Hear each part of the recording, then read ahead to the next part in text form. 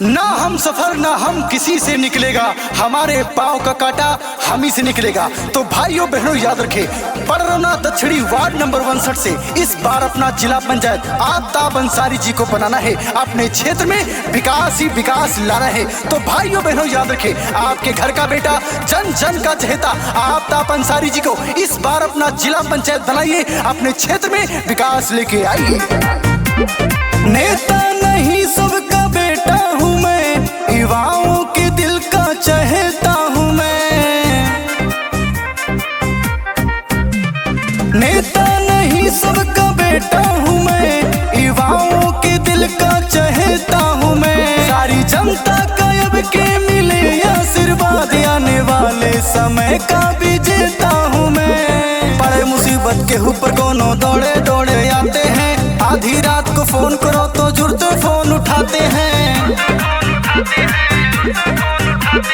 आफ्ताब अंसारी कई नेताओं पे भारी है, वार्ड 59 में जीत की तैयारी है। जिला पंचायत अब की बनने की बारी है, जिला कुशीनगर में भयानक तैयारी है।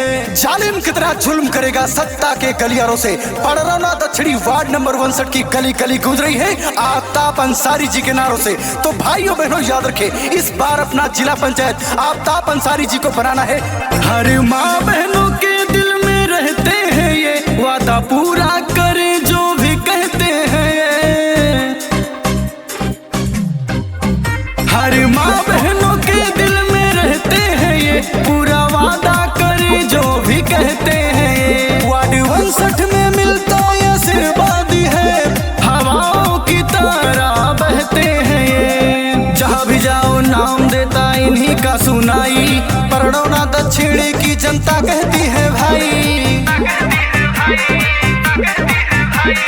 खुशी रहे सभी ये इनकी जिम्मेदारी है, वार्ड 59 में जीत की तैयारी है। जिला पंचायत अब की बनने की बारी है, जिला कुशीनगर में भयानक तैयारी है। यूं ही किसी की जय जयकार नहीं होती और कोशिश करने वालों की कभी हार नहीं होती। तो भाइयों बहनों याद रखें, इस बार अपना जिला पंचायत आफ्ताब अंसारी जी को बनाना है, अपने क्षेत्र में विकास लाना है।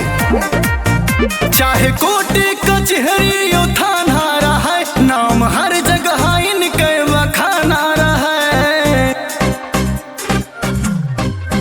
चाहे कोर्ट कचहरी यो थाना रहा है, नाम हर जगह इनके बखाना रहा है। गरीबन के दिल से करत है मदद, ना ही सोचे न कोनो बहाना रहा है। जहाँ भी जाओ जिधर भी देखो होती चर्चा भारी, जनता की सेवा करना इनकी है जिम्मेदारी।